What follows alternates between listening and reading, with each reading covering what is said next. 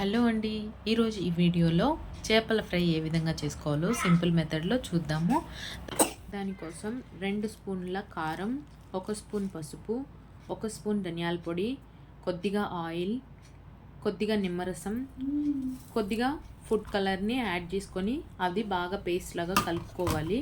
ఇప్పుడు క్లీన్ చేసి పెట్టుకున్న చేప ముక్కలన్నిటికీ లోపల బయట బాగా వీడియోలో చూపిస్తున్న విధంగా కారం బాగా పూసి వేరే ప్లేట్లో పెట్టుకొని ఒక 2 గంటల నుంచి 3 గంటల వరకు ఫ్రిడ్జ్లో ఈ మ్యారినేట్ చేసుకున్న చేప ముక్కల్ని ఫ్రిడ్జ్లో ఉంచుకోవాలి. తర్వాత ఒక నాన్ స్టిక్ కడాయి తీసుకొని అందులో ఒక 3 టేబుల్ స్పూన్ల ఆయిల్ వేసి మ్యారినేట్ చేసి పెట్టుకున్న చేప ముక్కలన్నిటిని ఒక్కొక్కటిగా నూనెలో వేసుకొని ఒక 5 మినిట్స్ తర్వాత ఇంకో వైపుకి తిప్పుకోవాలి.